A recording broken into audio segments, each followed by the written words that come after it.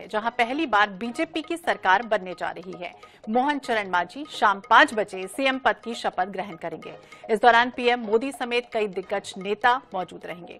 दूसरी खबर हम आपको बताएंगे मध्य प्रदेश से जुड़ी है, जहां आचार संहिता खत्म होने के बाद मध्य प्रदेश में बड़ा प्रशासनिक फेरबदल हुआ।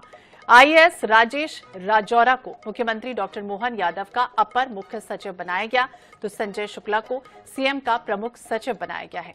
तीसरी खबर पर हम चर्चा करेंगे, यानी छत्तीसगढ़ से जुड़ी हुई है, जहां बलौदाबाजार की घटना को लेकर साय सरकार एक्शन में नजर आ रही है। जिले के कलेक्टर और एसपी को हटा दिया गया है। इसके अलावा मामले में सियासत भी दिखाई दे रही है। इन 3 खबरों पर हम चर्चा करेंगे, लेकिन सबसे पहले नजर डालते हैं पहली खबर पर, यानी उड़ीसा पहली बार बीजेपी की सरकार बनने जा रही है। उड़ीसा की बात की जाए तो 24 साल बाद ऐसा होगा कि पटनायक सरकार का तख्ता पलट हो चुका है और अब मोहन चरण मांझी नए सीएम के पद की शपथ लेंगे। शाम 5 बजे मांझी का शपथ ग्रहण समारोह होगा, जिसमें प्रधानमंत्री मोदी समेत बीजेपी के तमाम दिग्गज नेता शामिल रहेंगे।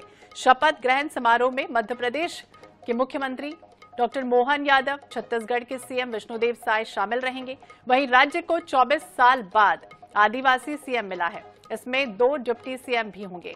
कनक वर्धन सिंहदेव और प्रभाती परिदा अपने पद और गोपनीयता की शपथ ग्रहण करेंगे। इससे पहले हेमानंद बिस्वाल राज्य के पहले आदिवासी थे, जो 2 बार मुख्यमंत्री रहे हैं। और शपथ ग्रहण समारोह भुवनेश्वर के जनता मैदान में शाम 5 बजे होगा, जिसमें निवर्तमान मुख्यमंत्री नवीन पटनायक को भी इन्वाइट किया गया है और कार्यक्रम में विधायकों, सांसदों सहित लगभग 50,000 लोगों के शामिल होने का भी अनुमान है। आज हम लोग भुवनेश्वर जा रहे हैं। आज उड़ीसा के नए मुख्यमंत्री श्री मोहन मांझी जी का शपथ ग्रहण समारोह है, उसमें शामिल होने के लिए जा रहे हैं। हमारे उप मुख्यमंत्री श्री अरुण साव जी जा रहे हैं, हमारे मंत्री श्री बृजमोहन अग्रवाल जी जा रहे हैं, हमारे विधायक पुरंदर मिश्रा जी जा रहे हैं, हमारे मंडला के सांसद फगन सिंह कुलस्ते भी हम लोग के साथ जा रहे हैं। और छत्तीसगढ़ के मंत्रियों का, नेताओं का, विधायकों का और संगठन के लोगों का बहुत बड़ा सहयोग उड़ीसा के चुनाव में रहा है। और उड़ीसा की जनता हमारे प्रधानमंत्री जी पर, श्री नरेंद्र मोदी जी पर और उनकी मोदी की गारंटी पर विश्वास किया है। और पहली बार उड़ीसा में भारतीय जनता पार्टी स्पष्ट बहुमत में सरकार बना रही है। और इसी विषय पर हम बातचीत करेंगे। आईएनएच 24/7 हरिभूमि के प्रधान संपादक डॉक्टर हिमांशु द्विवेदी जी हमारे साथ जुड़ गए हैं। एक्सपर्ट ओपिनियन उनसे लेंगे। सबसे पहले हिमांशु जी, आपसे यही समझना चाहेंगे, तटीय इलाकों की बात करें, चाहे वो आंध्र प्रदेश हो, पश्चिम बंगाल, उड़ीसा हो या फिर केरल या तमिलनाडु, अगर हम 10 सालों को देखें तो इसमें 500 जो प्रतिशत है उसमें इजाफा हुआ है। बीजेपी की जो सीटें हैं वो लगातार बढ़ी है। उड़ीसा की ही बात की जाए तो यहाँ पर जो सांसद हैं उनमें 20 गुना इजाफा हुआ है इन 10 सालों में। अब ये जो परिवर्तन ऐतिहासिक रूप से देखें 24 साल बाद, कैसे ले? देखिए, उड़ीसा को भारतीय जनता पार्टी ने लंबे समय से फोकस किया हुआ था, लेकिन उड़ीसा की कहानी तमिलनाडु, केरल, आंध्र प्रदेश या तेलंगाना से अलग है, क्योंकि यहाँ पर भारतीय जनता पार्टी पिछले 2 दशक से किसी न किसी रूप में अपनी उपस्थिति रखती थी। भारतीय जनता पार्टी ने नवीन पटनायक के साथ मिलकर भी राज्य में सरकार चलाई है। नवीन पटनायक के साथ लोकसभा का चुनाव भी लड़ा है। नवीन पटनायक अटल जी के दौर में एनडीए का हिस्सा भी रहे, लेकिन भारतीय जनता पार्टी ने 2009 के समय पे अपने आप को बीजेपी से अलग किया, या बीजू जनता दल ने अपने आप को भारतीय जनता पार्टी से इसलिए अलग कर लिया क्योंकि बीजू जनता दल ने नवीन पटनायक के नेतृत्व में अपना जनाधार इतना बढ़ा लिया था कि उसे भाजपा की जरूरत नहीं रह गई थी। पर समय गुजरने के साथ जैसे जैसे नवीन पटनायक उम्र दराज होते गए, वैसे वैसे भाजपा को अपने विस्तार की गुंजाइश मिलती गई। इस बार कुल मिलाकर वीके पांडे, जो एक समय पर प्रशासनिक अधिकारी थे, नवीन पटनायक के सचिव हुआ करते थे मुख्यमंत्री कार्यालय में, उनका राजनीति में प्रवेश और भारतीय जनता पार्टी का इस परसेप्शन को बनाने में सफलता कि उड़ीसा अस्मिता को दरकिनार करते हुए नवीन पटनायक एक बाहर से आए हुए व्यक्ति के हवाले राज्य करने जा रहे हैं, इसने भाजपा का काम कर दिया। कांग्रेस वक्त के साथ अपने गढ़ को बचा पाने की दृष्टि से वो कदम नहीं उठा सकी जो कांग्रेस उठा सकती थी। नतीजा ये हुआ कि इस बार नवीन पटनायक की सत्ता चली गई। रोचक बात यह है कि अगर आप वोटों की शक्ल में बात करें तो अभी भी नवीन पटनायक की पार्टी को भाजपा के मुकाबले ज्यादा वोट मिले, लेकिन सीटों के मामले में नवीन पटनायक पिछड़ गए और भारतीय जनता पार्टी सत्ता में आ गई। लेकिन हम आज जो बातचीत कर रहे हैं श्वेता जी, वो महत्वपूर्ण बात यह है कि मोहन मांझी क्यों। मोहन मांझी का नाम चौंकाने वाला है। चौंकाने वाला इसलिए कि इन पिछले 20 साल में जो चेहरे भारतीय जनता पार्टी का पर्याय बने उड़ीसा की सियासत में, वो सारे दरकिनार। सबसे गंभीर नाम धर्मेंद्र प्रधान के रूप में था, पर धर्मेंद्र प्रधान को दरकिनार करते हुए मोहन मांझी को लाया गया है। बैजयंत पांडा एक बहुत बड़ा नाम, राष्ट्रीय उपाध्यक्ष है, उनको खारिज कर दिया गया। अब पराजिता सारंगी जैसे चेहरे को खारिज कर दिया गया। महत्वपूर्ण यह है कि विष्णुदेव साय जो पड़ोसी राज्य में मुख्यमंत्री हैं, आदिवासी समुदाय से ताल्लुक रखते हैं, उनके होते हुए भी उड़ीसा में एक आदिवासी चेहरे को मुख्यमंत्री बनाने का फैसला भारतीय जनता पार्टी ने किया है।